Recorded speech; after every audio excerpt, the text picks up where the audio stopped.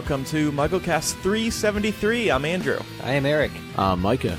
We're joined by one of our patrons this week, Karen. Hi, Karen. Welcome to the show. Hello. Nice to be here. Yeah, you're podcasting from Maryland today. Yes, I am. Well, originally Maryland. Now I'm in Delaware. Oh, Delaware. Sorry. No worries.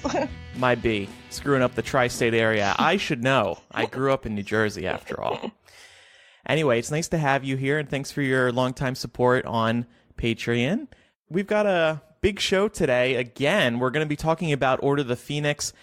Coming up this week, actually, is the 15th anniversary of the book being published. So I actually want to talk a little bit about the midnight release parties and where we were. Were you at one, Karen?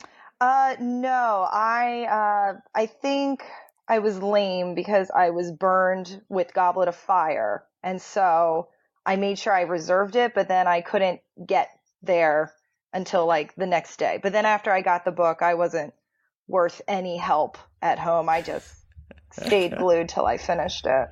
What do you mean burned with Goblet of Fire? What happened? Well, I started reading, 3 of them were out. And then I didn't know that you had to reserve Goblet of Fire. So I went to like 4 bookstores in a row when it came out and got pretty much laughed at for not reserving it.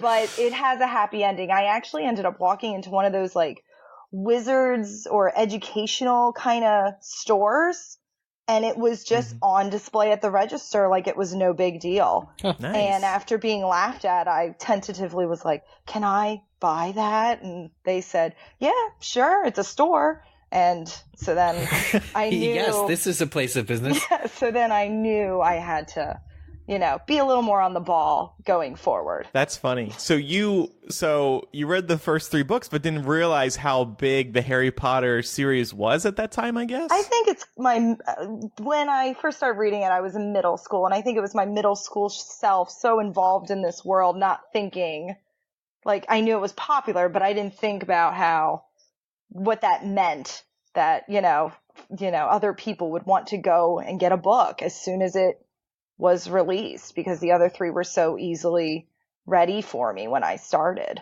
Yeah. You should have found one of those people who reserved like 5 copies and just taken one and ran away. I was reliving the story last night and realized that 2 of the bookstores that laughed at me are no longer in business. There you Jokes go. on them. Karma.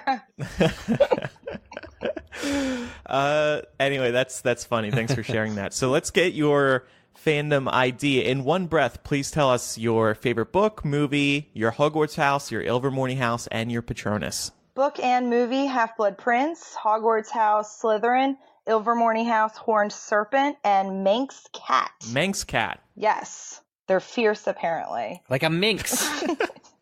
Yeah, something like that. A lot of cats. But you were telling us you're a dog walker, so I feel like it should have been a dog. I know. I was actually very bummed. But I think a lot of them are cats, aren't they? Yeah. It's like 49% cat and then 38% weasel species. And then and then a birds. couple of majestic like horses, and that's the entire Pottermore Patronus availability. J.K. Rowling's got a thing for cats, evidently, and yet she has a dog. What gives? I don't know. Gives, Joe. So anyway, like I said, it is 15 years this week. It was June 21st on the summer solstice that Order of the Phoenix was published. I attended a midnight release party in my hometown with a few friends, and I actually I brought a digital camera with me, and I took some pictures, which I still have on my computer, and I tweeted out a couple of them. It's really crazy just to see all the fever for a particular Harry Potter book and seeing the old computers at Barnes & Noble. It truly was so long ago. And we asked on Twitter, where were you for the midnight release party? Ben said, my parents had to pick up the book for me because I had to go to a birthday party at which my friend got the book as a gift. Some people were really young. Chris said, I went to a party but didn't take any pictures because I was, 1, 8 years old, and 2, an idiot. But you're 8 years old. Why would you take pictures? That's okay. Aw. And then Luca replied, I was 1 year old. Wow. Oh, my golly. I feel old. And what I like about that, too, is we're talking about pictures, right? Cell phones wouldn't have been really mainstream in 2003, would they? No, of course not. Yeah. No. Yeah. See, this is talking about real camera photos here, not the nonsense you take on your iPhone. Yeah. Yeah. Well, I remember not having cell phones because I remember having to kind of talk with my dad about where I was going to meet him. We were at the Oak Park celebration where they turned all the stores into Diagon Alley. The first year that they had done that for the Book 5 release here in Chicago. This was my first time in Chicago, was for Book 5 and attending this party. I was like, I helped run the costume contest because MuggleNet had a presence there, and it was really, really cool. But I remember having to say, like, okay, 9 p.m., we're going to meet inside Flourish and Blots, which is the whatever the Magic Tree bookstore, I think, was Flourish and Blots. Or I'll meet you outside the Leaky Cauldron, which was Cafe Winbury. You had to be there. You had to absolutely say what time, because there's 10,000 people in the street. There's no way to communicate without cell phones. So it was just so ridiculously fun, but having to coordinate where you were going to be at a certain time to actually show up to meet in public, let me just say, I'm glad that cell phones are a thing now. Yeah. It is funny how, like, our parents let us stay out past midnight to go get a book. Yeah. There's got to be stories out there of kids being like, all right, I'm going out. I'll be back after midnight. And the parent being like, what do you mean after midnight? What is this? and the kid's like, oh, I'm going to go buy a new Harry Potter book. And the parent, there's got to be stories of parents not believing this. Right. Sure, you're going out to get Harry Potter, whatever that means. Harry Potter, huh? Yeah. It's just a little sketchy. There were plenty of parents with their kids, though. That was a cool thing to see at the Book 5 release party I went to. Yeah. I believe my mom or dad walked with me for Goblet of Fire in 2000, but Order of the Phoenix, I guess my mom dropped us off in the minivan because we were all... I was dropped off for Half-Blood Prince. Yeah. My friend had a party, and her mom, carted us all to the bookstore at the same time. And that was... We all loaded up, piled onto each other, and then we loaded back in with all the books as we went back. Has there been that kind of... That's great. Sense of just, hey, there's a new book coming out, midnight release party, since Harry Potter? Because to me, that's really the only series I can think of, or just book in general, that created that kind of excitement and people coming together. Twilight, the later Twilights. I know Breaking Dawn was really big. Twilight was really big by the time Breaking Dawn came out. I went to a midnight release party for Breaking Dawn. What do they do at those parties for? Because I know what they do at a Harry Potter party, but what do they do at a Twilight party? We sucked each other's blood. Oh, okay. That makes sense. Yeah. No, I don't. I can't remember. It was that came out in 2008, so that was 10 years ago now, too. But I think the third Mockingjay book probably had midnight release parties, too. Yeah. And maybe the Divergent finale. But yeah, other than that, that's it. It's been a long time since a good old-fashioned midnight release party for a book, other than Cursed Child. Were there midnight releases for Comey's book, James Comey's book? Anybody know? I don't think so. I just feel like you don't really have that book that's so anticipated, and the people who are anticipating it are going to stand in line at a bookstore at midnight, and the bookstores themselves are going to justify or be able to justify being up that late, especially these days with a lot of the bookstores shuttered and Amazon promising you'll get it the day it comes out. I think many people are kind of just looking to alternative means. It's crazy when you think about it, because now is it Borders who has closed most of their locations? Borders is completely gone. Yeah, they're gone. Yeah. And Walden Books also laughed at me. So. Wow. Oh, well, you showed them, didn't you? But yeah, that's Walden Books. There was one in my local mall. That was where I actually bought the first 4 Harry Potter books in paperback. Mm-hmm. My first set was at a Walden Books. But yeah, this is really the series of our time. I was not even our generation, because you just don't think there's inevitably there will be something else that comes along. But just the fact that this series and is just able to bring so many different people together from around the world, the anticipation of a book being released, it just movie releases is one thing, right? People go all the time for those midnight premieres, but this was such a large scale and just was so highly anticipated every single time. It's just, to me, it's mind-blowing to think that a book series captivated that many people. Yeah. That's a good point. Maybe they'll start moving the book release parties to 7 p.m. the night before, like they do with movies these days. We're all getting old. Who wants to be out past midnight? I sure don't. I love it. All right, so we have some news to get to, and then we'll jump back to Order of the Phoenix. But first, a Patreon update. Yes, mugs are closed, everybody. Karen, do we have your mug order? Yes, you do. Okay, thank you.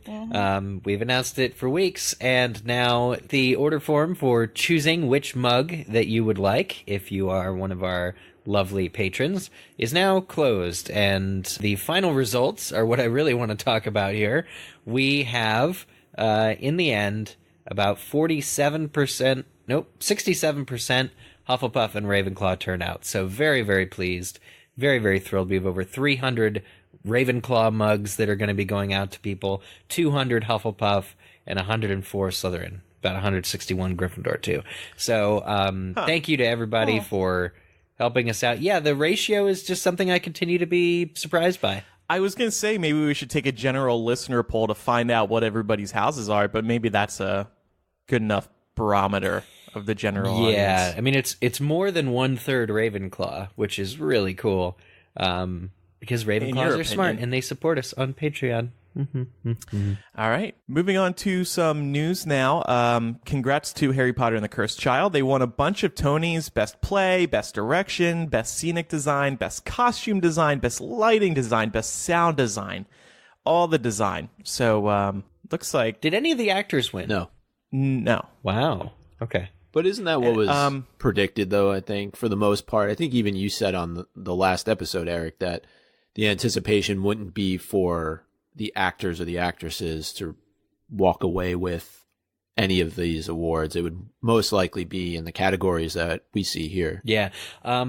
It's true. I did kind of want Jamie Parker for Best Actor as Harry Potter because I really loved his work, but I'm glad to see that everyone else sees what we saw, which is that the production value of the play is just unsurpassed. Best Persistent Scream actually went to SpongeBob in the SpongeBob musical. Oh, darn. Anthony Boyle was robbed. I was really sure he was going to win that one. Yeah. And I wanted to know on Twitter, how do they divvy up these awards? Does part 1 get 3 and part 2 get 3? How does this shake out?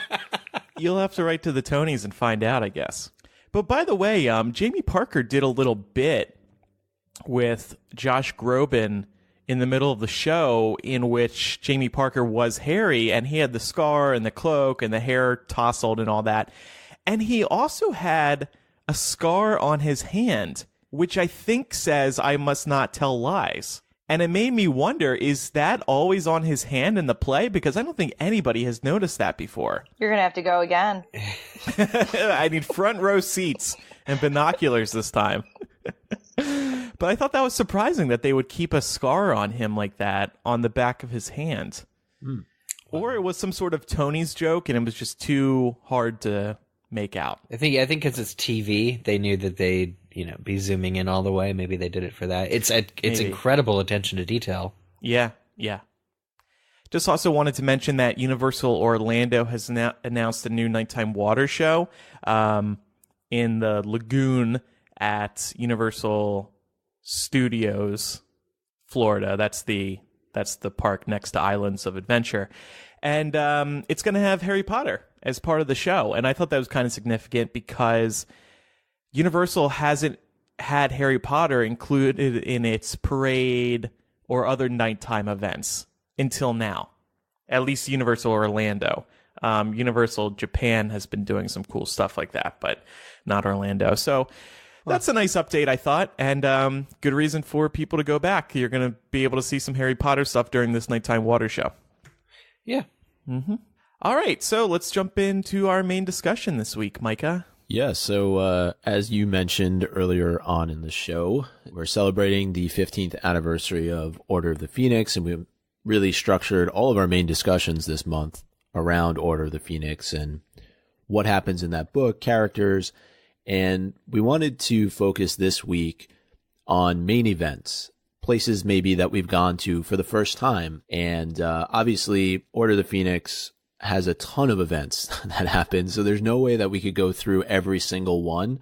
But we pulled out a select few. We also asked on Patreon what our patrons thought were some of the top moments in the fifth book. So I think we could just start out, though. You know, there's so many things that come to mind, and we've noted several of them here. We go to Grimmauld Place. There's ministry interference at Hogwarts, the formation of Dumbledore's army, going to St. Mungo's. There's so many great lines, but is there anything that stands out besides that? And we will dedicate, I think it's important to say also, right, Andrew, that we will dedicate an entire episode to the Department of Mysteries and the prophecy, because that's one thing that we won't really be talking about this week. Yeah. I did want to mention that because that is absolutely like the epic conclusion to this, the longest Harry Potter book, is I just remember basically just tearing through the book and getting to the point where the battle of the Department of Mysteries was happening, and just thinking to myself, every chapter, between Dumbledore and Voldemort fighting and Harry being possessed and all the DA members and Order of the Phoenix members showing up, I just remember thinking to myself, man, even just these last 6 chapters or so could be an entire movie. I just think, how are they going to adapt this? Because I remember reading it, after when this book came out, 2 of the movies were out, and we knew that this was one day going to be a movie, and I kind of remember reading this book with that in mind, and I just remember thinking, my God, the Department of Mysteries is going to be amazing. Yeah. Yeah, I mean, for me, one of the biggest moments is just the general transition into a darker story. It really is getting serious by Order of the Phoenix. And I think it was immensely satisfying for the whole world, the whole wizarding world, to understand by the end of the book that Voldemort is truly back. I mean, that's a big turning point for the entire population. Yeah, absolutely. Especially with the way that Goblet of Fire ends. Now you know that, as you said, things are getting serious and there's no turning back. Yeah. Serious. Oh. They're not getting serious at the end because Bellatrix is getting serious. Bellatrix got serious. Got serious. So let's start out with Grimmauld Place. We're introduced to the home of Sirius Black and his family, and if I'm remembering correctly, it's our first introduction to a wizarding home that isn't the Burrow, and it's pretty much the complete opposite of the Burrow. It's not warm, it's not welcoming, it's not inviting, and it's not clean. Not clean. Is it a little unsurprising, or surprising, I guess, that Sirius grew up in this type of environment? Since the incident, Creature just hasn't been cleaning up to his usual standards. I wonder, based on the description that we get in Order of the Phoenix when we get to Grimmauld Place, what bits of it would have, been a lot cleaner in its heyday. When Sirius was growing up here, because it had fallen to at least a decade of neglect. Sirius, the only living, relative in Azkaban, and Creature just kind of unable to perform the regular cleaning duties that he normally would. I wonder if it was one of those places where it's still dark, there's not a lot of natural light, but there's kind of a respectability of like, oh, this is just a prim and proper rich jerk, house, versus the rundown kind of aspect that we get when we are introduced. I mean, it takes them a long time. In fact, most of book 5 they're just cleaning. They're just cleaning out the rooms and kind of getting rid of it. You're very right. Like, this has not been lived in. This has not been loved in the way the Burrow has. And it's kind of scary. I think it's J.K. Rowling's way of showing readers and Harry that not all wizarding abodes are as pleasant as the Burrow. I think it would be easy to assume that because, wizards, magic, everything is clean and okay and wonderful inside our homes where we're sheltered, where we're safe. But that's not the case with Grimmauld Place. This is a storied location that isn't taken care of because it has a broken family, unlike the Weasleys living inside of it. Perhaps maybe it's more like Malfoy Manor when it was all in its heyday. Yeah, that's kind of what I'm imagining, but it's a little bit more central London than Malfoy Manor. If the Malfoys were more city folk, then that's where they would have lived. I just imagine Walburga Black going down the street, shopping. It's this city folk person shopping for skulls of muggles or something. Yeah.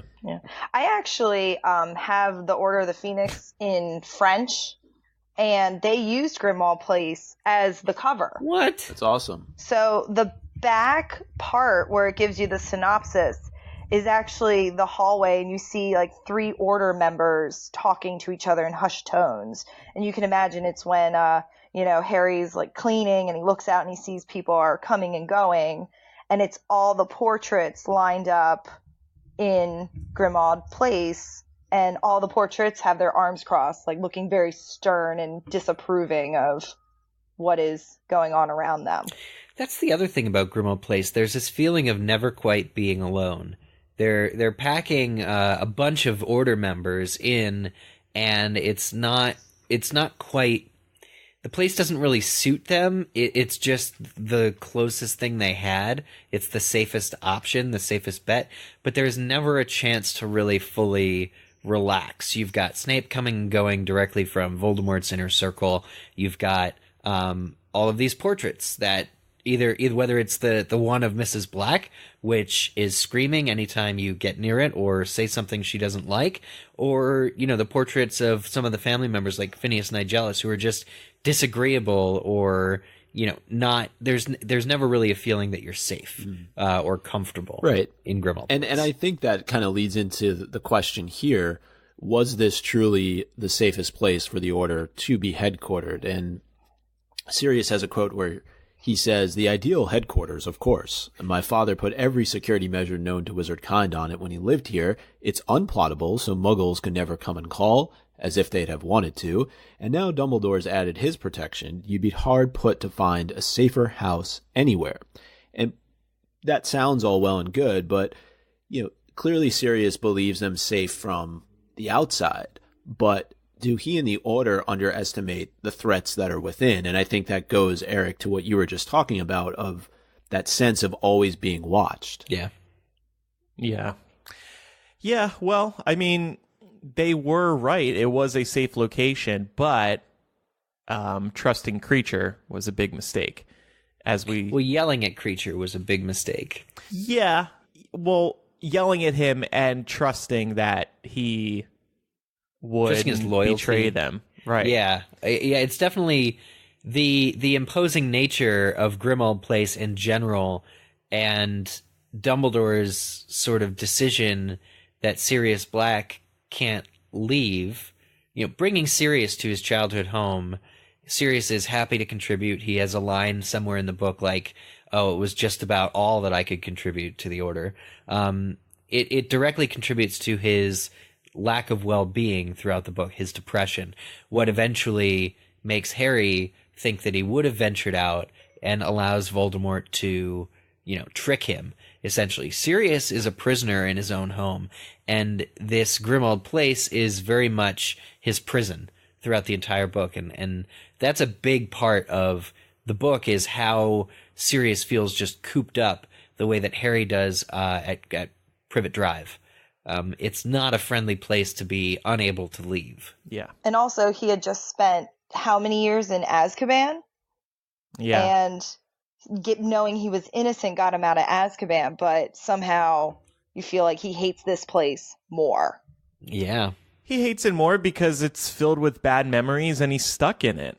He can't get out. I mean, and that's something that's brought up throughout the book, that Sirius does want to get out, and he tries, and he does have a couple of opportunities, but right. Ultimately it's for his own good that he stays there, and I think we as readers completely understand that. Yeah. even if Sirius doesn't. Yeah. And we also got the brief mention of when the whole cleaning of Grimmauld Place is going on, a Horcrux. And it was very quick, very brief, but typical J.K. Rowling style to just weave it in there. And I remember very well once Half-Blood Prince came out, how quickly people went back to this moment in Order of the Phoenix and determined that, in fact, this locket was one of Voldemort's Horcruxes. Yeah, I'll read the excerpt here. There was a musical box that emitted a faintly sinister, tinkling tune then when wound, and they all found themselves becoming curiously weak and sleepy until Ginny had the sense to slam the lid shut, and a heavy locket that none of them could open. ...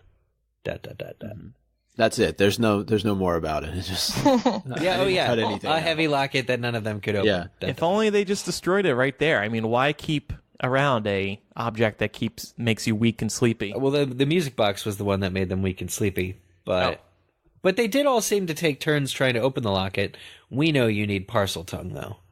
So, But I think the general importance of Grimmauld Place for future books, particularly Deathly Hallows, and knowing that Grimmauld Place after Sirius's death belongs to Harry, and it becomes a safe haven for them for a good part of the seventh book. yeah, these protections that Sirius's father or Dumbledore put on it really do provide a safe home away from home, as it were. Yep. I do remember just being generally very impressed by this idea J.K. Rowling came up with, a place that people couldn't see that squeezed in between two other row homes. Yeah, well, I like the very cool. reveal. Yeah, that's a cool Yeah. effect in the film version. Seeing it work that way. And it's now in Orlando if you want to check it out. Oh yeah, and creatures in the window. He is. You can't walk in, though, because Not yet. we're not wizards. Not yet. Is it also at the studio tour in London? No, it's not. Though I did, when I got to go to the Order of the Phoenix set for MuggleNet, we did walk through Grimmauld Place, and it was very dusty. Oh, Yeah, it was very authentic. Intentionally? Yeah. I stole some of that dust. I still have it bottled. oh. All right. Moving on. And we've obviously spent a lot of time and a lot of episodes talking about Umbridge, but I don't think we could talk about Order of the Phoenix without talking about the Ministry's interference at Hogwarts. And some questions I don't know that we've discussed related to Umbridge and just her role at Hogwarts. What do we think her credentials are for being able to take over the Defense Against the Dark Arts post? Because, putting aside the fact that the Ministry wants her there, and this is an opening, what's on her resume? She has 2 legs, 2 arms. She's breathing. There's not a lot of requirements for Defense Against the Dark Arts positions at this point. Actually, you don't even need to be alive. A ghost could teach it. Yeah, I think that's the point. Everything about Umbridge is unfair. It was unfair that she replaced Dumbledore. It was unfair that she became the DADA teacher. Unfair that she added all these rules. It created the Inquisitorial Squad. I think the point is that she doesn't have any credentials. She is a talented wizard. She does hold her own in a couple of occasions. It doesn't necessarily work out for the best, but I'm thinking about in the Forbidden Forest when she's facing the centaurs, she's able to fight them a little bit before they close in. But yeah, I don't think she has any credentials, and if she taught a proper DA class, I'm not sure she would be able to do it. I think we're meant to find Umbridge just so ridiculously offensive. There's nothing wrong with her teaching style and certain methods of, basing a lot of what the curriculum is on the textbook. I've had, plenty of college classes where we're basically going through the textbook as, that's our course, is today we're going through this. But it's her unwillingness to think outside the book, to think outside the box, to have sort of, practical lessons. Defense Against the Dark Arts is a class which benefits from actually moving your wand, actually doing these things. And, through the book, the students and Harry are very quick to point out what the problem is with Umbridge and Defense Against the Dark Arts. She could very well have excelled at teaching, say, history of magic if she wanted to just stick to the book. It's the Defense Against the Dark Arts, it's the getting up and going, it's the secret, sinister fact and reality that the Ministry does not want the students to be able to defend themselves. That's really the evil sort of soul of Umbridge and the Ministry's interference at Hogwarts. Is it that they don't want them to be able to defend themselves, or they don't want them to be able to form something like Dumbledore's army and rebel against the Ministry? Yeah. I think that's more of their concern than they're one and the same. Learning the actual spells. I agree. I think that's a fair point. Yeah. I think also the text that is chosen is a Ministry approved text that's just terrible. Hermione reads through it and even questions a chapter, which is funny because Hermione's the authority on whether or not a book is decent. And all the rest of the class looks at her like, wow, she didn't just, absorb all this information. She actually sits and questions things while she's reading, and just shows how smart Hermione is as she goes through different stuff. But I think Umbridge's main qualification was she was going to tell Fudge anything and everything. Right. She would do whatever Fudge wanted her to do at the school, and she had a similar way of thinking.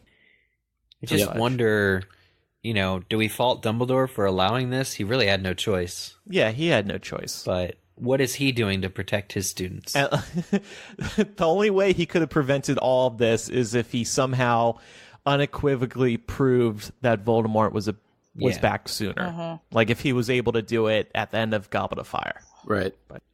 So do we think it was always Fudge's and Umbridge's intention for her to become headmistress? I do. Do you think you do? Mm-hmm. Why? Because they're so threatened by Dumbledore. They are already trying to take pretty much every credibility from him. They take his Order of Merlin. They take everything else from him. I think it was just a matter of time just to get Dumbledore removed. Yeah. So it was sort of like a slow transition into preparing us for the worst. By us, I mean Hogwarts students and faculty. Essentially. I mean, when Voldemort comes full force and they're finally on board, not much really changes at the Ministry enough to make us feel safer. Yeah. Yeah. No, that's definitely a fair point. So Umbridge is just getting in at the ground level as Defense Against the Dark Arts professor, but ultimately the goal is for her to take over Hogwarts. Yeah. Well, there's scary. only like 2 decrees in between those steps, I think. Oh, wow. Mm-hmm. That makes her, she's like, I think, they start issuing that she's the High Inquisitor, and then I think it's like a few decrees later, she's in charge. I think that's important too. The rise of totalitarian rule at Hogwarts it grows exponentially. The fact that, earlier in the book we're seeing 5 or 6 or 7 educational decrees before the big ones really come by, and then all of a sudden it's boom, boom. She's now mostly in control, and now she's completely in control. And one thing I noticed, there's not as many educational decrees in the book as there are in the movies. I think the movies took a lot more liberty there. When I was rereading, I was actually thinking about that too. Like the whole entrance to the Great Hall is just floor to ceiling educational decrees, and in the book it's like maybe 10. And half of the ones in the movies are about dress code and kissing in public, and it just sounds like mean school rules, which is not the point I think J.K. Rowling was making in the book with the decrees. The decrees in the books are a lot more serious. But can you blame Mina Lima for just going all out? Oh, I know. I want all of them in my house, in my library. Yeah. Actually, another kind of funny set story while I was there, of course, they had all those educational decrees hanging up. And the on-set publicist, like at the end of the day, she goes to us, all right, so we're going to give each of you guys one of these educational decrees. And it's like a freaking awesome movie prop. So I freak out. I'm like, oh my God, really? And she looks at me. She's like, no. Oh, damn it. Wow, that's a burn right there. I know. Why did you say that? And then I refused to write a set report. So I showed them. But I like your next point here, Micah. Do these decrees expose weaknesses in Dumbledore's leadership? Is he not running a tight enough ship at Hogwarts? And actually, yes. I mean, I think I brought this up on the show several months ago because I was at a party here in Chicago and somebody was like, Dumbledore really... there are a lot of problems at Hogwarts and Dumbledore doesn't fix any of them. And I was like, oh, that's a really good point. And I think I brought it up here on MuggleCast. It certainly... Dumbledore's relaxed rules add a lot of charm to Hogwarts, but these would never fly in a normal school. Take, for example, Peeves. I mean, he causes all this havoc, and that is just something that seems wildly inappropriate for a school. Yeah. Or even some of the bullying that goes on.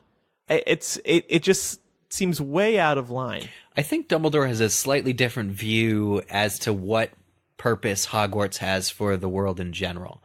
I think Fudge knows, too, that, Hogwarts is more than a school. Hogwarts is a defensible, there's battlements. It also houses a number of the world's greatest witches and wizards in its staff. So for Dumbledore, I'm trying to think of, when Umbridge tries to ban Trelawney, and she's sacking her and wants her out of the castle, but Dumbledore's like, can't do that. Because Hogwarts is a home to people. And I think a lot of the more lax restrictions that Dumbledore allows, such as the existence of Peeves, is because he sees the castle as a home to the spirits as well. Hogwarts is Peeves' home, and Hogwarts is Trelawney's home, and that's essentially what he tells Umbridge. So a lot of it has to do with, I think, if he were running just a school, sure, that's, he'd be removed by the Board of Governors instantly. But because it's magic and because he's running sort of the Wizarding World's entire... everyone's home at some point, in Europe at least. Maybe there's some different philosophies going on there. Yeah. I thought, Eric, you were going to say Hogwarts is more than a school. It's a magical experience. It's an all-encompassing Wizarding World experience. You get more than teaching at the school. Well, I think having ghosts there fulfills that need, but there are certainly parts of Hogwarts that I would prefer weren't there, like the secret chamber with the giant killer snake. The staircases that move. The crazy heights. Trick staircase I'm not fond of. That one always gets me. I always forget it's there. What the hell? That's dangerous. You can break an ankle. Exactly. Remember when I had Dumbledore call in New Year's resolutions? That's what that was inspired by. All these problems going on there. Yeah. But I think that the educational decrees that Umbridge pushes through are specifically designed to undermine Dumbledore's power and are specifically designed, I don't know, does somebody go around saying, Umbridge is right, or these educational degrees actually have some sense to them? I'm sure there's a couple people who are like, oh yeah, that makes sense. While they're... What were we going to say, Micah? Let's just take a look. Number 22, right? In the event of the current headmaster, which is Dumbledore, being unable to provide a candidate for a teaching post, the ministry should select an appropriate person. Now, this may seem a little bit out there to some, but to others, I don't know that there's something here, right? Because... yeah. If you look at, first of all, and we know the position is cursed, but all the Defense Against the Dark Arts professors that have come through in the last 4 years, at least that we've seen, are, maybe with the exception of Quirrell initially, are suspect, right? Uh-huh. How much really research is Dumbledore doing on hiring people when you bring in a fraud like Lockhart? Yeah. Mm-hmm. And then... Right. Lupin is a werewolf, so that's a danger just by itself of putting children, in that type of situation. And then you have an imposter in Mad-Eye Moody / Barty Crouch Jr., and as a result of that, a student ends up dying at the end of the year. Not to mention the Chamber of Secrets, and so there's a lot of stuff that's going on at this school that you would, maybe if you're a parent, you would say, oh, okay, hold on a second. Maybe we need the ministry. Maybe we need the Board of Governors to step in here and make sure that exactly there's some order here, and there's other professors that you could point to that you could say, well, should they really be in that position? Trelawney is one of them. Hagrid is another. Yeah. Are they qualified to teach these subjects? Are they any good at them? No. The whole yeah. If you're Harry and Ron and Hermione, you're wondering, well, can we really trust Snape? Dumbledore keeps saying we can trust him, but look at these other teachers that he hires and apparently trusts for the school. Yeah, the only reason Trelawney is at Hogwarts at all is because one time she made the prophecy that changed the course of wizarding history.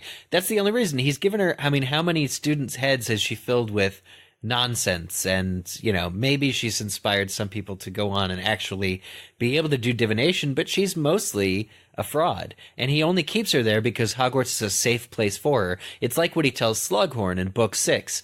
That there's safety at Hogwarts and he can keep him safe if Horace will come to the castle. And it's the same reason he gives Snape a job, because Snape has crucial strategic value towards the Second Wizarding War, and that's why Hagrid's there, and that's why all of these decisions Dumbledore is making has very little to do with educational standards and more to do with keeping your pawns and your chess pieces very close in the castle. All good points. Yeah, so definitely I think, from a ministry perspective, of course, the Wizarding world must be thinking, yeah, we need somebody to step in. And I think a fair amount of adults probably know that the position or have a feeling that job is cursed. And if you're looking for a job, you probably don't want to take that one. That's what I was about to say, Eric.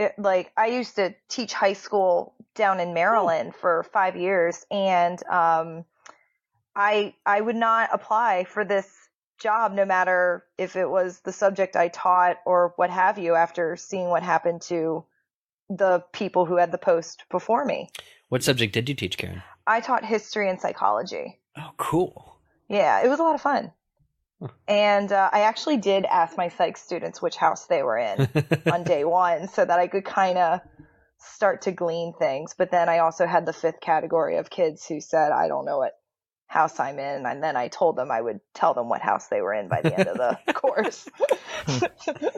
All right, let's move on. Yeah, so these are actually tied together. Many could make the argument, right? So the implementation of these educational decrees and Umbridge taking over at Hogwarts, or just her general presence there, the formation of Dumbledore's army. Yeah. And really, to me, what this is all about is the bringing together and unifying mostly all of the houses. Obviously, Slytherin is the lone exception, but I was wondering, and maybe you guys know, I know, Andrew, you're rereading, but did Hermione intentionally not invite any Slytherins to their first meeting? I don't remember her specifically saying anything, but it makes sense. They can't be trusted in this scenario. I mean, they're up against Umbridge. They cannot possibly risk her finding out. So, and are they friendly enough with any Slytherins to welcome them in? And Dumbledore's army it was kind of a snowball effect, right? They, somebody told another person, and this person told that friend. Yeah. Slytherins kind of operate separately from the other houses. And given that it's the Ravenclaws who betray them, poor Cho Chang's friend. Yeah, and yet most of you are Ravenclaws. That's disgusting. But yeah, I mean, I think it's very much a desire to keep it as close and small as possible. If somebody had a Slytherin best friend, that'd be great. You could tell them, but nobody who found out about it apparently has a Slytherin best friend. Yeah. So, and I just think that this showed that Harry had much more support than he initially thought he did, and it really pushed him to become a leader and removed him from the isolation that he was experiencing, throughout the entire book. And I think this kind of brought him back into the Harry that we knew in previous books, and maybe even beyond that. He grew a lot from these experiences. I completely agree. The book 5 is very much in Harry's head, and it is sort of this call to action that as you said, Micah, brings him back, and he's the Harry that we know and love. And he just, that moment in the book and in the film adaptation where people are talking about the amazing things he's done, and he's, flattered because like he just doesn't always have that perception of what people must think he is or does, or usually it's negative. Usually it's always the heir of Slytherin. Clearly, all these students are attacked, but people really come to his support. They come to his side, and he's able to kind of realize, well, I do have something to offer. And I think that's really, really important, especially for where he's at in his life in this year. Yeah. And Dumbledore's army gives us our very first introduction to the Room of Requirement. Amazing. Which we know serves multiple purposes down the road in both Half-Blood Prince and Deathly Hallows. And it's actually Dobby, not Neville, who introduces us to it in the books. And Dumbledore references it, though not by name, when he is apparently looking to go take a piss. And he comes across it by accident. He didn't even realize that this room exists within Hogwarts. Mm-hmm. Yeah. And he still doesn't, even after that. Yeah, he just thought, oh, wow, it's a room, it's a bathroom that magically appears when I gotta pee. Yeah. It's like he hints at it to Harry. He like winks at Harry, I think, after he says that, or I could be misremembering. My concern is you have to walk past it like 3 times to get it to open, so he must have really been pacing. Gotta pee. Gotta pee. I don't know where to go, so I'm just gonna pace back and forth. On the 7th remember, floor. Isn't it on the Marauders map when they first, Fred and George first show it to Harry, that Dumbledore just paces a lot back and forth in his office? Well, Maybe he he's just a thinker. Yeah. He's probably got an ensuite. So, but do you think the room is a little just too convenient? And not only that, but talking about Dumbledore, do you really think he doesn't know about it? I mean, I would almost say that he probably provided a bit of a watchful eye over a lot of what was going on here. There's nothing that went on at that school that he didn't know about. I don't know. It is weird that he is such a powerful wizard. Like, he kicks ass at the end of Order of the Phoenix, and yet he doesn't know about things like the Room of Requirement. Such a unique and helpful room. But nobody knew about the Chamber of Secrets, right? I mean, do we... Unless you want to accuse Dumbledore of knowing about the Chamber of Secrets. I mean, he has known about it for 50 years at the point of Book 2, because it was clearly existing once it was opened the first time and Moaning Myrtle died. Like, those teachers in 5 decades did not, after having proof, empirical proof that the Chamber of Secrets was a thing, did not locate it successfully. And is that neglect? Is that neglectful of them? But I mean, also, the Marauders didn't know about the Room of Requirement. It doesn't show up on the map specifically because they never found out about it.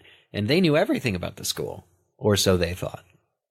And Dumbledore also didn't know about Sirius and them becoming Animagi, apparently. Otherwise, he would have looked for that or barred the school from, Sirius being able to do that, to get into the school the way that he did by being the dog. So there are things that Dumbledore doesn't know. There are limits to his knowledge. There are things about Hogwarts that are happening right under his nose that he doesn't know about. Karen, do you buy it? I don't think he knew fully about it because of what Draco's able to do in the 6th book and mend the Vanishing Cabinet. I feel like, and the Diadem was in there. So it's almost like, I don't know, maybe he does know what it is, but Dumbledore is very content with his life and he doesn't have these paranoid needs. Like, I need to search and see what someone's using this room for. Yeah. So, maybe that just is a comment on Dumbledore in that, we joke about what he needs the Room of Requirement for, but maybe he's very happy at Hogwarts, generally speaking. And so, he doesn't have to do anything sneaky. He's the headmaster. He can do whatever he wants at Hogwarts. Yeah. And just kind of tying into, though, that point of whether or not he knew, the first meeting of Dumbledore's army unofficially is at the Hog's Head. And we know that Aberforth is the bartender there. Do we really believe that he never relayed that information to his brother? Well, it was Mundungus, too. was there spying on Harry during the But did incident. Aberforth know that? Well, Aberforth didn't know Dung was there because Dung has been banned from the. I just remember this from reading the character stuff on Mundungus last week. But I think Mundungus is the reason Dumbledore finds out about Harry and them meeting. But in the future, Dumbledore does rely on Aberforth as well to spy on the group. Mm-hmm. I would think that Aberforth did tell Albus. Why wouldn't he? He's got to help out his brother from time to time like that. Sometimes they're not speaking, but He just sends a goat with a little message in its mouth. aw, I would have loved that. All right. Well, before we move on to St. Mungo's, there's one question that kind of ties into the last two areas that we talked about is, where are the students' parents in all this? Because there's a lot of crazy stuff going on at Hogwarts. Not different from other years, I guess, but there's actual physical torture of students that are happening. Yeah. There are pretty crazy educational decrees that are being passed. right. And we do hear from time to time people talking about, oh, wasn't sure if my parents going to let me come back this year, but where are they in all this? They're just like bystanders. Well, maybe. Well, half of them have parents who work for the ministry. Yeah. So I think it's that fear of not wanting to question the ministry. But then you can argue it is your child that should take Yeah. precedence over your job. But, I think it's plays into just showing how much power the ministry really has outside of Hogwarts. Sure. Yeah. And I was going to say, I think parents might trust the ministry. And maybe the kids don't know any better. They don't realize maybe I should be telling my parents about this. Yeah. And They then are some- young, we got to remember. and some parents are muggles. And I think, Right. too, that this is a boarding school. I guess how active are parents in general? You can owl your parents and say hello and write them and things like that. But for the most part, I mean, the kids are left to their own devices, or people trust in the institution and don't ask questions, even when the going gets tough. Okay, so let's talk about a place that I think all of us reading the series up to this point were eager to visit, and that was St. Mungo's. I don't want to visit because it means I'm in trouble.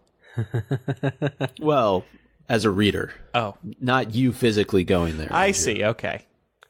Yeah.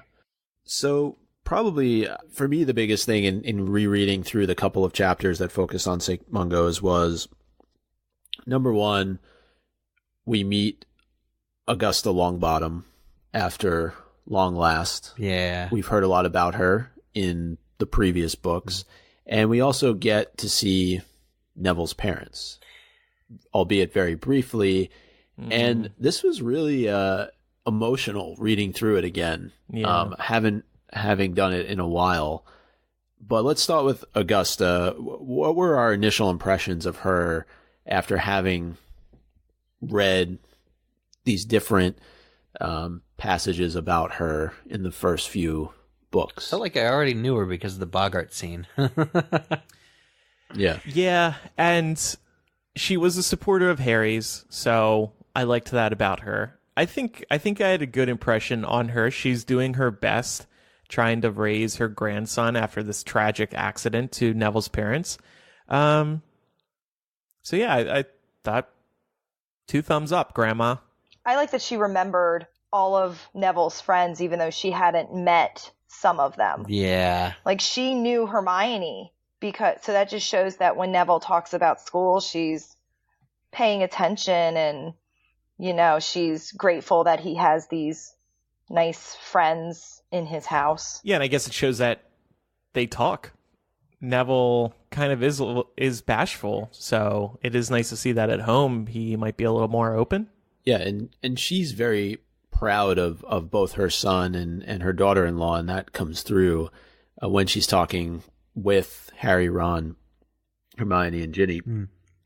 And Neville seems very embarrassed, which I think if we were in that situation, we probably would be as well, because, he's been carrying around this secret of his own for a very long period of time and probably doesn't talk about it at all with anybody outside of his grandmother and about what Bellatrix did to his parents. Harry knows from Dumbledore, but this was a very tough moment, I think, going back and kind of reading through it again. Yeah. This whole St. Mungo scene is also kind of just a general, kind of like a throwback / greatest hits. Like just not as if seeing Augusta Longbottom and Neville and his parents there wasn't enough. We also saw Lockhart. Yeah. And that was just really surprising. And again, something that's not in the movie at all. Yeah, well, Right. I think, too, that this book is so vast and different as well in many challenging ways that it's important to realize what has come before. Like, I'm so glad Lockhart shows up randomly in this book because it really shows how the events of the past are all tied in. Like, yes, this is the same world. This really happened, and everything is going to come to a head, as it were. You know, it's important to have those little reminders of what has come before, I think, when you're in the middle of some vast, epic. But Yeah. It's also a light-hearted moment when you're dealing with so much. So with Harry's dream, and then you have Neville's parents, and you're worried about Mr. Weasley being attacked, and then it was, hey, remember that toothy guy that liked to sign autographs all the time? Like, it was an enjoyable moment that took me out of the stressful parts of the story. I'm so glad you mentioned that, too, because the attack on Mr. Weasley's why we're here at St. Mungo's. And, that's a hugely traumatic event for Harry because he witnesses it and he is the one possessing the snake. Like, he believes he attacked Mr. Weasley. He expects to have blood running down his lips and mouth when he wakes up from that dream. And it's hugely traumatic for Harry. And everyone, including McGonagall, is kind of giving him an extra berth a little bit there as a result of that. Like, this is as dark as this book gets when Harry himself nearly kills his best friend's dad in a dark corridor in the middle of the evening. So a little bit of Lockhart never hurt anybody. Right. And he's, despite his memory issues, seemingly having a great time with this healer who's all about him, and he's signing autographs. And, and it, to your point, Karen, it kind of also, after this whole moment with Neville, when Lockhart comes back into the scene, and, he's like, well, these things aren't going to all sign themselves. It kind of provides a little bit of levity to it. Whereas, they've just gone through a very, very, it's a tough moment for Neville. Yeah. I reread the chapter last night, and that was the one time I chuckled, was when he showed up. And I was just like, okay, I needed that. So. Yeah. And as a reader, I think it's tough to watch this taking place through the trio's eyes because this is a very personal moment for Neville, and he's being exposed in a way. So it's just tough, and you really feel for Neville. Right. And I think it would have made a very powerful moment in the movie. Is I'm almost disappointed that they went the route that they did. I know there's that moment between Harry and Neville when they're in the room of requirement. They're looking at the photo of the Order, and he kind of gives him, the history of what happened with Bellatrix. But this would have been, I think, a little bit better of a way to do it. And not that we would need Lockhart back, but that obviously would be fun as well. One other thing just on the Longbottoms, though, is the gum wrappers that his mom gives to him. I remember so many theories out there when we were going through and trying to figure out, was his mom passing information along to him? Like, we know that Neville keeps all of them, but I think J.K. Rowling inevitably debunked that. But do you guys remember that at all? Yeah. Yeah, well, it's I don't. There's no reason why there should be a theory behind it. It's just like a sentimental moment. Well, I know why there's a theory, which is, St. Mungo's, if you think about the people who we know contribute to St. Mungo's, you have people like Lucius Malfoy, and they're So the theory stems from this overall uneasy feeling that St. Mungo's is perhaps not having witches and wizards' best interests at heart. Because if a former Death Eater or current Death Eater is the one bankrolling, and there's a couple of other people too who are like very suspicious, and they're, we see the minister is in Lucius's pocket and he's also contributing to the hospital.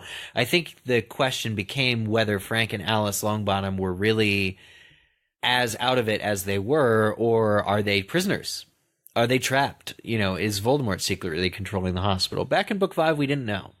And that's where Wizarding World Press came in with the Ultimate Unofficial Guide to the Mysteries of Harry Potter. And I think they were one of the first people to propose that Alice Longbottom was actually sneaking messages to Neville through the gum wrappers. And unfortunately, I would have loved for that to have been the case. Like if Alice and Frank are somehow suffering from like locked in syndrome, where there's, their wits are really about them, but due to some curse that Bellatrix, threw on them, they can't get out of it. And Neville is sort of slowly piecing together the mystery. It would have been ultimately a much more fulfilling and exciting and rewarding kind of subplot. And they're gum wrappers, though. I mean, you don't have paper and pen. Nobody's going to give a mental patient all the paper and pen that they want. Pens are dangerous. Quills are especially dangerous. So, look, it ended up not being true. Great. But it's definitely, I remember that it all comes in research, in close research. Like, I never would have thought, personally, to question why Lucius Malfoy is donating to a hospital. But I think it's a valid concern. Well, like a lot of villains, they got to keep safe face. They got to look good in the public eye. Yeah. Take Gus in Breaking Bad. He was always very helpful for the community. Yeah. Nice guy.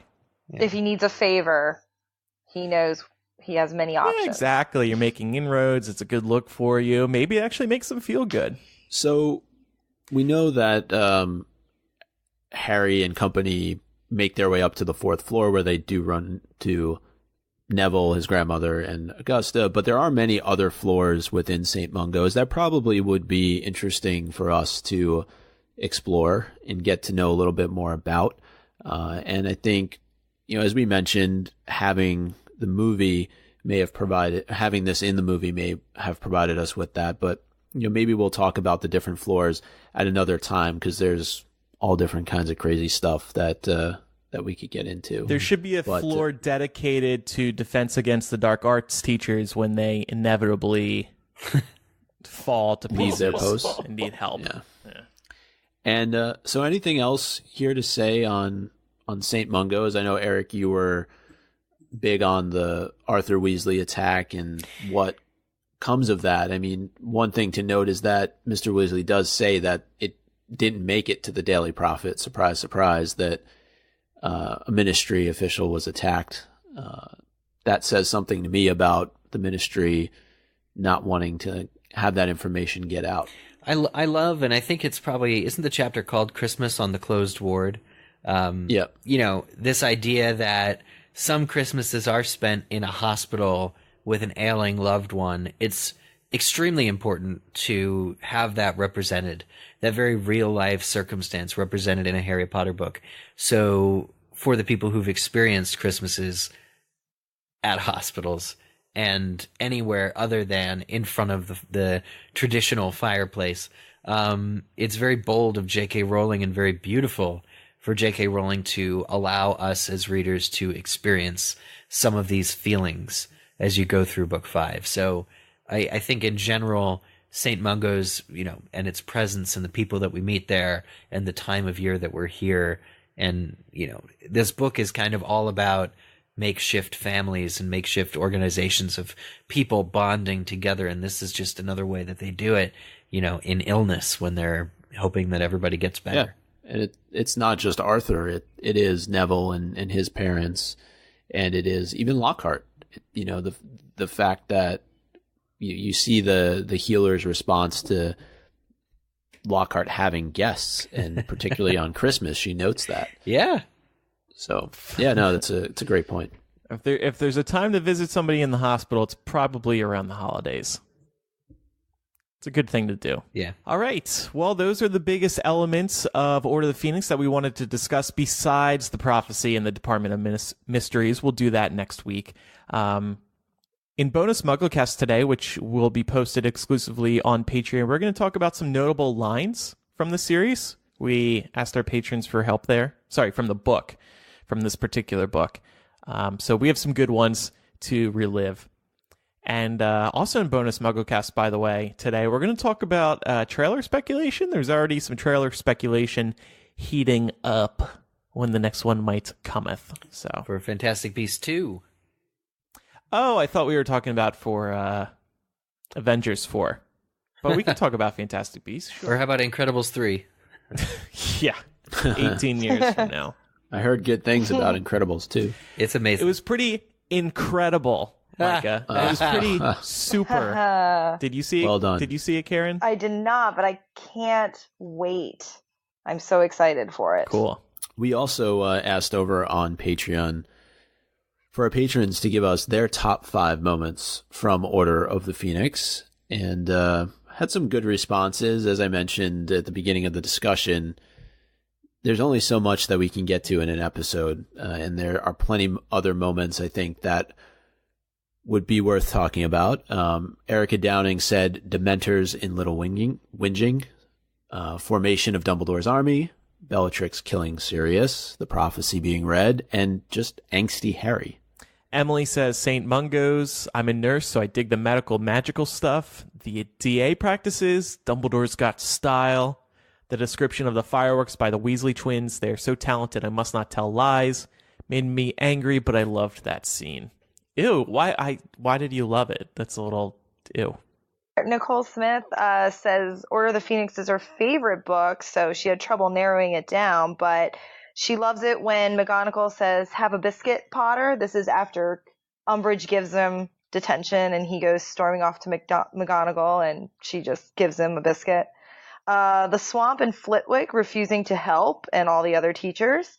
Luna, everything, particularly the scene on the tree where we first meet her and the lion hat and "You're just as sane as I am." All of the Department of Mysteries and St. Mungo's. Yeah, the teachers siding with the students while Hogwarts was in chaos was pretty great. Just also very satisfying. Like, there's so many times in Order of the Phoenix where you feel hopeless. You feel so sad that the school is falling apart in this way, thanks to Umbridge and the Ministry. And these lighter moments where you see McGonagall pushing back against Umbridge, or the other teachers for that matter, or just not helping her with all the mayhem that's going on. It's just really fun.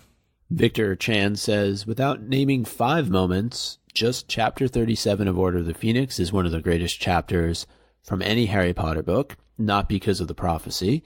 As a kid, I didn't realize how well written this chapter was. Now that I'm older, I love the moment when Dumbledore says feeling pain from loss is nothing to be ashamed about, and that suffering proves that Harry is still a man.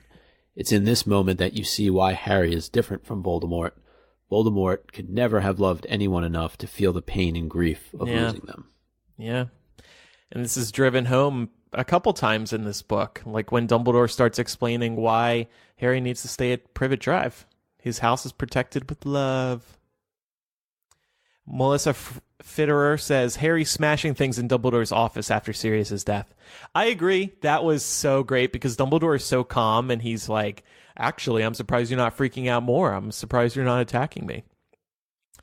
Melissa says, such a powerful scene where Harry is finally able to express all the anger, hurt, sad feelings he's had. She also says, Dumbledore and Voldemort's duel. I feel like that's the first time we get to see some seriously powerful magic, particularly from Dumbledore. Yeah, Dumbledore makes it look so easy, and I have a line that we need to talk about in bonus MuggleCast. Just made a little note. She also says Christmas at Grimmauld Place, and the scene where Umbridge inspects Professor McGonagall when Umbridge sits in on Harry's career advice meeting with McGonagall, and then finally the initial DA meeting in the Hog's Head. You take the last one, Karen? Sure, yes. Serena Knight, I love her first comment. When McGonagall took 4 stunning spells to the chest and survived, it's just showing that she is, very tough and can pretty much do anything. When Peeves took over Fred and George's role, making Umbridge's reign at Hogwarts terrible. Christmas with Sirius. I remember that also. He was like the happiest you see him in the whole book because the house is full and it's very festive and he's singing wizard carols. 4, when Mrs. Fig attacks Modungus with a big bag full of cat food. And 5, when Dumbledore explains that he had kept information from Harry because he had grown to love him, even though that moment made her cry. Aww. Awesome. Well, thanks to our patrons who contributed answers there over at patreon.com/MuggleCast. We frequently post questions there pretty much every week, asking for people to sound off on a topic that we're discussing on a forthcoming episode. So it's one of the benefits, getting your feedback read here on the show. Yeah. Speaking of feedback, Erica, it's time for some Quizzitch. Yes. Time for Quizzitch. Last week's question was as follows. According to JKR, who would win in a fight between Crookshanks and Mrs. Norris? This is actually something somebody tweeted to her in September of 2016. It was literally, who would win in a fight, Crookshanks or Mrs. Norris? And J.K. Rowling actually replied and said, I quote, "It would be brutal and very close, but Crookshanks's Kneasel ancestry would bring him out on top." We were discussing last week whether Mrs. Norris was also a Kneasel. These squibs that we know of between Mrs. Fig and Mr. Filch do tend to love their cat companions, but apparently it's only Crookshanks between those two who's a Kneasel, and that would give him the fighting edge. So congratulations to everyone who guessed. It was Crookshanks who beat Mrs. Norris, or would. The winners for last week are Jess W., Sarah, Evan, Kelly, Max, Robin, Jennifer, Shauna, another Sarah, Yasmin, Abby Cat, Andrew, Mandy, Jason, and Inthia. Thank you. I won. Yeah, congratulations, Andrew. You got it. And that one was not in the books. I thought that would make it harder, but it's just a Twitter search away. We do play this game also over on... It's also 50-50. Wait, what? It's a 50-50 chance of getting it right. Yeah. That's true, too. But you know what? I'm going to find out.